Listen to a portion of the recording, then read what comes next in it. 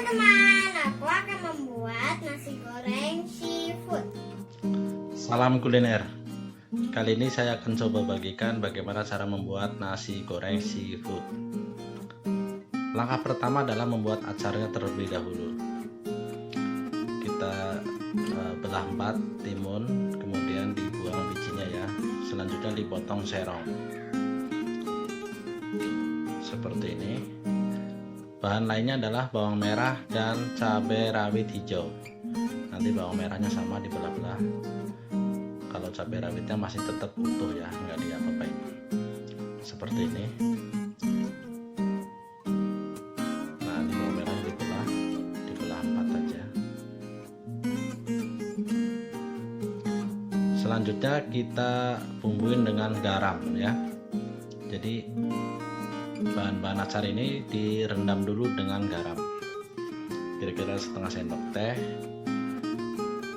terus dikasih air sedikit, terus diaduk-aduk, kemudian disisihkan ya, direndam kira-kira setengah jam. Kemudian setelah ini jadi, saya siapkan air cuka, jadi menggunakan 75 ml air mateng. Ini airnya dingin ya, bukan air panas. Kemudian cuka 2 sendok makan dan gula kira-kira 3 sendok makan. Diaduk aja seperti ini, nanti dituang ke dalam timun dan cabai rawit serta bawang merah tadi. Direndam seperti ini, taruh di kulkas ya. Ini bisa tahan sampai 2-3 hari di kulkas. Kemudian kita membuat bumbu putih nasi goreng. Bahannya adalah bawang merah, bawang putih, dan kemiri, serta garam, lada, dan kaldu bubuk. Ada 3 bahan yang saya goreng, ada bawang merah, bawang putih, dan kemiri. Digoreng seperti ini sampai matang. Kemudian diangkat dan di blender halus. Jadi saya menggunakan blender, boleh juga diulek pakai ulekan. Masukkan ke dalam gelas blender, kemudian masukkan garam, lada, dan kaldu bubuk ya. Nanti di blender sampai halus. Jadi video ini cukup panjang sebenarnya, ini udah dipercepat. Kenapa bikinnya ribet? Karena untuk pembuat nasi goreng yang enak itu memang nggak gampang gitu. Tapi kalau bumbu sudah ada semua itu lebih cepat bikinnya sih. Jadi bumbu-bumbu ini kan bisa disimpan di kulkas. Nah, ini ditumis, tapi saya tidak menggunakan minyak saat tumis karena tadi pas blender udah dikasih minyak. Ini udah mateng. Kemudian setelah itu disisihkan. Kita membuat nasinya. Nasinya menggunakan beras perak dicampur dengan beras biasa. Nah, ini ciri-ciri beras pra adalah kecil dan pendek. Jadi kalau beras agak gendutan itu biasanya beras Pandanwangi atau beras Jepang. Ini beras biasa dan beras pra. Dicampur setengah liter beras biasa dan 1 liter beras pra. Kemudian dicuci. Setelah dicuci dikasih air 1,5 liter. Jadi 1:1. Tadi kan berasnya 1,5 liter. Airnya 1,5 liter. Tambahkan 50 ml minyak. Kemudian nanti diaronin lalu dikukus.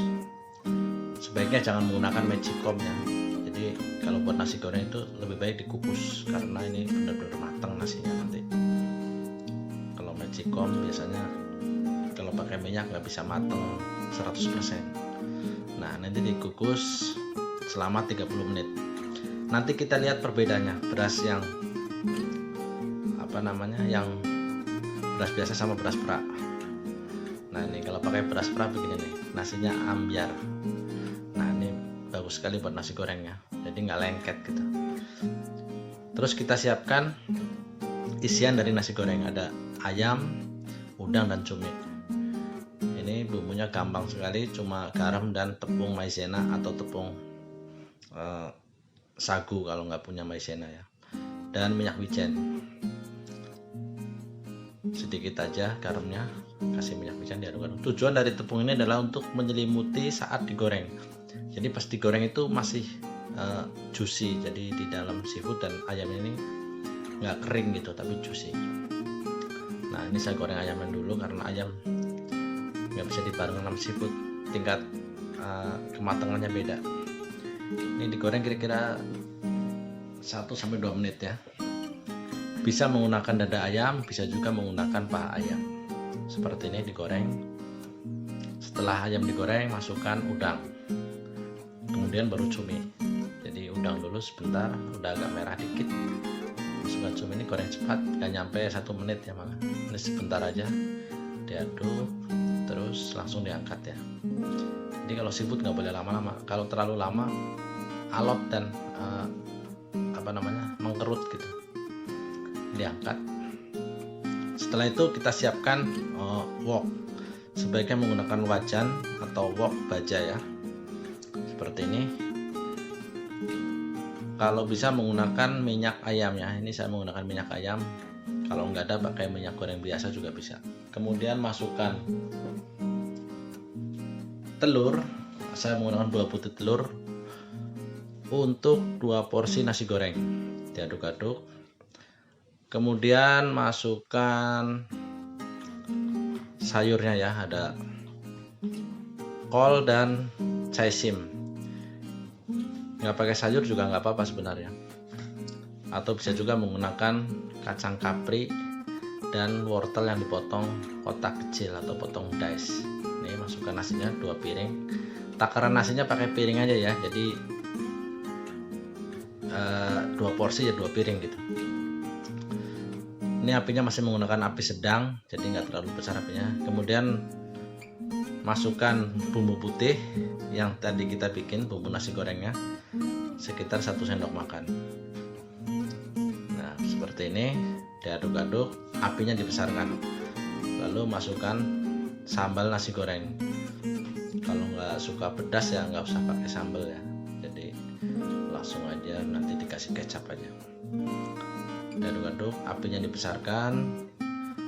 Kemudian setelah cukup rata, masukkan kecap ikan atau fish gravy dan saus tiram, kira-kira 1 sendok makan untuk kecap ikan dan 1 sendok makan untuk saus tiram. Saya tidak menggunakan MSG ya. Lalu masukkan kecap manis. Kalau nggak pakai kecap manis ya nggak apa-apa, tapi nasinya nanti putih. Ini kan nasi goreng Indonesia ya, jadi pakai kecap manis. Lalu masukkan isiannya tadi yang sudah digoreng. Diaduk terus, apinya dibesarkan ya. Lalu dikoreksi rasanya. Ini tadi kurang asin dikit, saya tambahkan setengah sendok teh garam dan kaldu bubuk ya. Apinya besarkan tuh sampai ngebul, sampai benar-benar panas. Terakhir masukkan daun bawang. Diaduk-aduk seperti ini sampai betul-betul panas ya. Ini sudah matang. Terima kasih sudah menonton video saya, mudah-mudahan berguna bagi Anda yang mau usaha nasi goreng. Versi lengkapnya sudah saya buatkan videonya ya. Jangan lupa subscribe, like, share, dan komen. Terima kasih, sampai jumpa di video saya berikutnya.